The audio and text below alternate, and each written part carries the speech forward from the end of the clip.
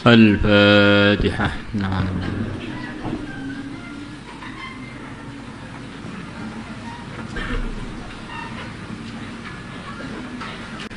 بسم الله الرحمن الرحيم. وعن أبي الدرداء رضي الله عنه قال رجل, telah berkata seorang laki-laki, li Rasulillahi, kepada Rasulullah sallallahu alaihi wasallam, dullani, tunjukkanlah kepadaku, ala amalin, atas sebuah amalan, yudkhiluni, yang amalan tersebut memasukkan aku, al jannata, surga. Qala, bersabda Rasulullah sallallahu alaihi wasallam, la taghdab, janganlah kamu marah, walaka, dan bagimu al jannatu, surga. Ini Rasulullah sallallahu alaihi wasallam, ini adalah pimpinannya para nabi, para rasul, pimpinannya seluruh yang mengarahkan kepada kebaikan. Maka beliau dalam sekian banyak arahan beliau kepada individu-individu, kepada pribadi-pribadi itu berbeda-beda, sesuai dengan yang sesuai untuk setiap pribadi tersebut. Ada yang tanya kepada beliau, apa arahan amalan untuk dia? Dalam hadis yang barusan kita baca, beliau memberikan arahan pada orang tersebut, jangan marah. Ya Rasulullah, berikan arahan kepada aku atas amalan yang memasukkan aku surga. Jangan marah, kamu nanti dapat surga. Maka orang yang menasihati itu bagaimana memberikan nasihat kepada setiap orang sesuai yang cocok untuk dia. Ini orang ini pemarah, maka yang cocok untuk dia dinasihati, jangan marah, nanti kamu masuk surga. Ada lagi yang datang pada Nabi minta berikan arahan, Nabi mengatakan kepada dia, bersabda pada dia, amalan yang terafdol itu adalah berbakti pada orang tua. Karena untuk dia ini kekurangannya dalam itu. Dia perlu fokus di dalam berbakti kepada orang tua. Ada lagi yang datang pada beliau diberi arahan, yang terbaik adalah berjuang fi sabilillah. Karena orang ini adalah paling cocok, dia ini berjuang itu di waktu dia bertanya itu. Yang lain-lain sudah dia kerjakan, perjuangan dia ada keperluan untuk meningkatkan lagi.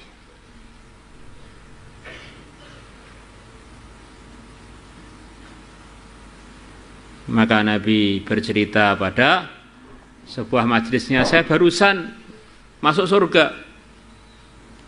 Saya melihat di sana penduduknya yang paling banyak adalah para wanita. Maka para wanita sahabat bertanya pada Nabi, kenapa ya Rasulullah?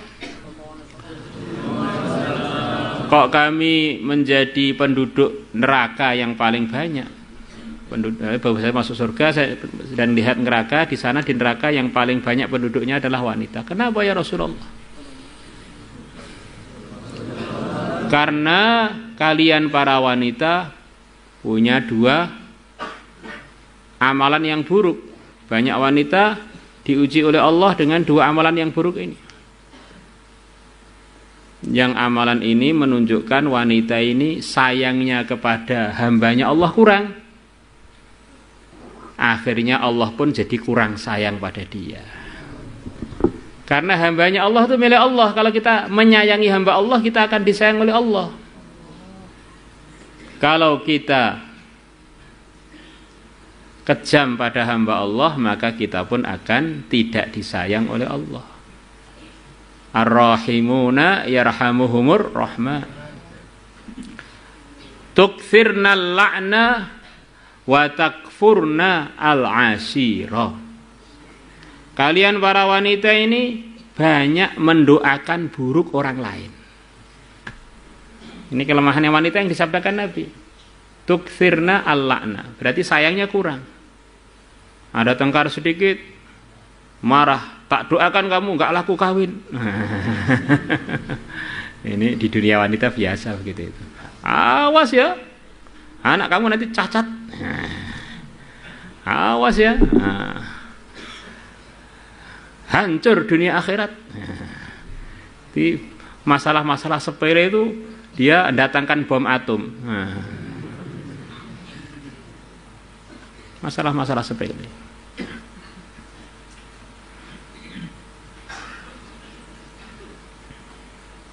Kemudian yang kedua, wa takfurna al-ashira. Dan kalian tidak mensyukuri al-ashir. Al-ashir ini terjemah secara umum adalah suami. Bisa juga orang yang paling berjasa pada dia.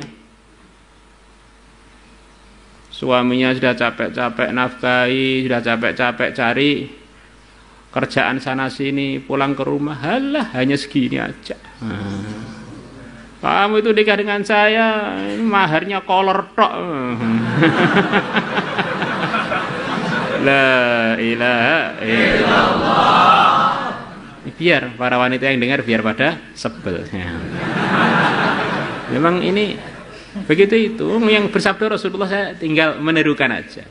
Tukthirna al-la'na wa takfurna ashir. Yang kesimpulannya dua kelemahan ini nunjukkan dia ini sayangnya pada hamba Allah kurang. Dan bagaimana mau disayang oleh Allah kalau dia tidak sayang pada hamba-hamba Allah?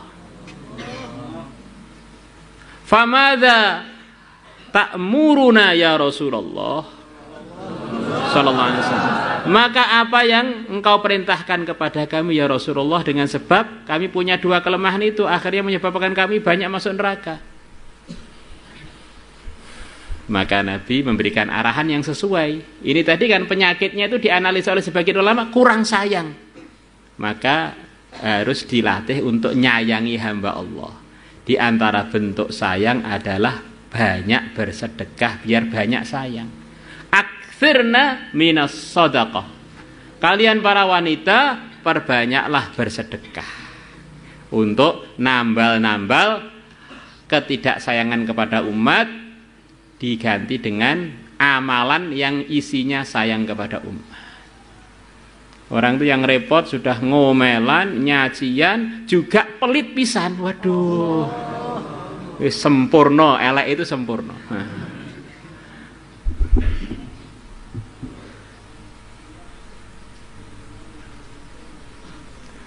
Maka kita kalau dimintai nasihat oleh orang-orang yang minta nasihat, usahakan memberikan arahan sesuai dengan yang sesuai untuk yang bertanya. Bisa saja pertanyaannya sama, tetapi jawabannya berbeda karena orangnya berbeda. Lah bagaimana kita bisa tahu Pak yang sesuai dengan ini itu gimana? Itulah namanya hikmah. Allah akan berikan hikmah kepada hamba-hamba yang dikehendaki. Jangan sampai orang itu penyakitnya nggak boleh nyentuh kopi, malah kita beri arahan minum kopi seember, ya langsung jebol perutnya. Nah, contohnya begitu itu. Jadi arahannya nggak cocok. Yu'til hikmata man yasha wa man yu'tal hikmata faqad utiya khairan katsira. Allah memberikan hikmah kepada yang dikehendaki oleh Allah. Siapa yang telah diberi hikmah oleh Allah, sungguh dia telah diberi kebaikan yang begitu banyak. Karena akhirnya ngomongnya pas, sesuai, keputusannya tidak mendolimi. Lah orang itu biar dapat hikmah bagaimana? Kalau dia bertakwa, maka dari barokah takwanya tadi Allah akan hadiahkan hikmah kepada dia. Nah ini Allah ceritakan yang telah diberi hikmah itu adalah Nabi Musa dan Nabi Yusuf. Dua-duanya diberi hikmah, hukman wa ilma, diberi hikmah dan diberi ilmu. Apa sifat beliau berdua? Wa kadzalika najzil muhsinin. Ini hikmah ini bukan hanya tak berikan kepada Musa dan Yusuf, tapi ini tak berikan kepada semua muhsinin. Siapakah muhsinin itu? Sebagian ulama mengatakan muhsinin adalah orang yang hidupnya itu tidak ada maksiatnya. Kalau maksiat cepat tobat, akhirnya hatinya jernih, firasatnya tajam, akhirnya ada hikmah. Untuk ini yang cocok, nasihatnya ini. Untuk ini yang cocok, nasihatnya ini. Falamma balagha ashuddahu atainahu hukman wa ilma wa kadzalika najzil muhsin. Walamma balagha ashuddahu wastawa atainahu hukman wa ilma wa kadzalika najzil muhsin. Wallahu a'lam.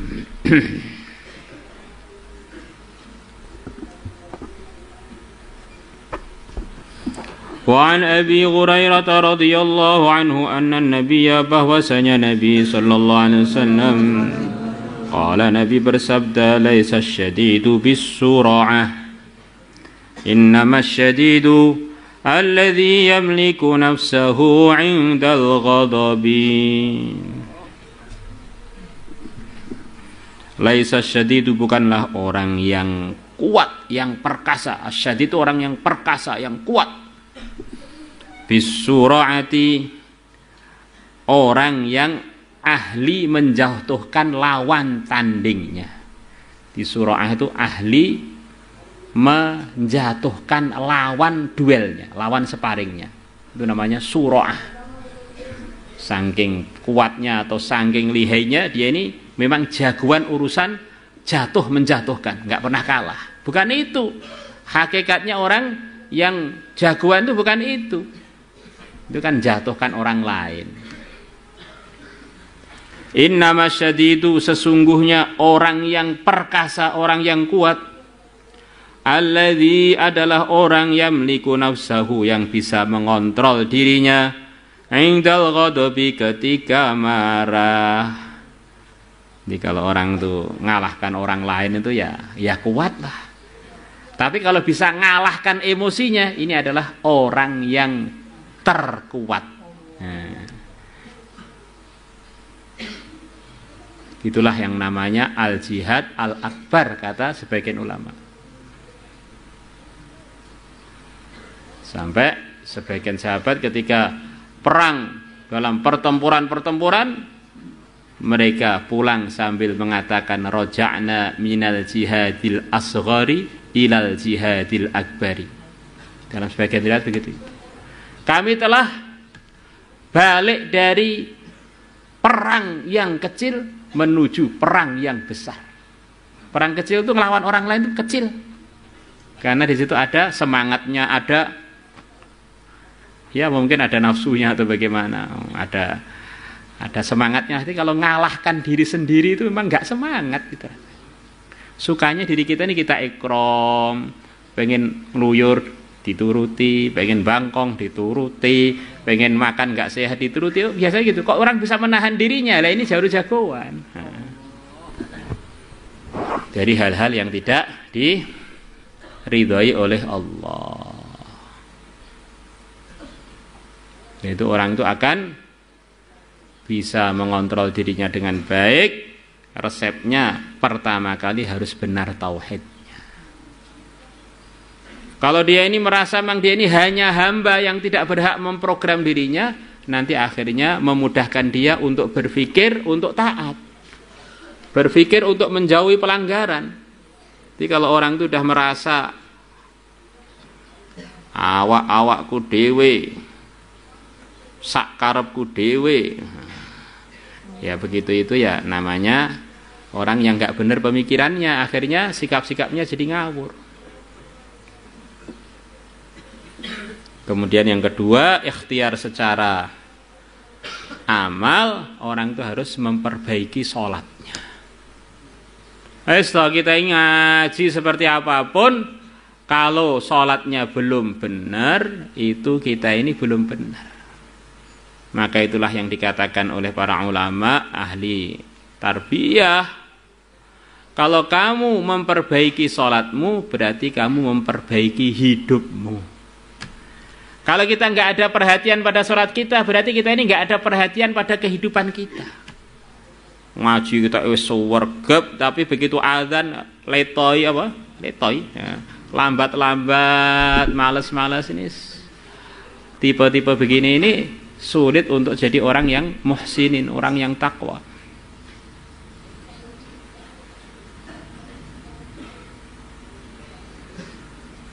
Kemudian di antaranya lagi adalah orang itu bisa emosi, bisa melanggar itu karena ngikuti nafsunya. Lah nafsu itu, musuhnya nafsu itu adalah dilaparkan perutnya. Maka Allah telah ciptakan nafsu. Allah masukkan nafsu, diuji, dimasukkan ke neraka yang panas. Maka nafsu ditanya, siapa saya? Ditanya oleh Allah, maka nafsu bilang, dan siapa kamu? Kamu ya kamu, saya ya saya. Nah, jadi kalau kita ini mengungkapkan begitu itu berarti memang yang keluar itu nafsunya itu. Aku ya aku, kowe ya kowe. Nah.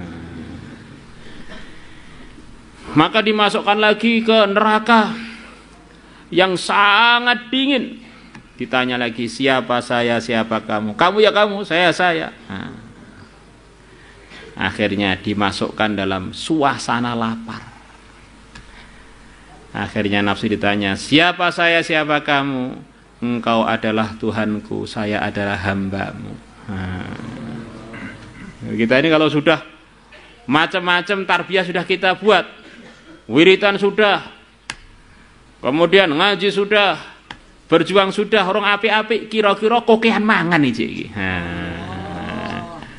Kokean mangan cilok ya, akhirnya jadi kaya cilok atos-atos angel diomongi. La ilaha illallah.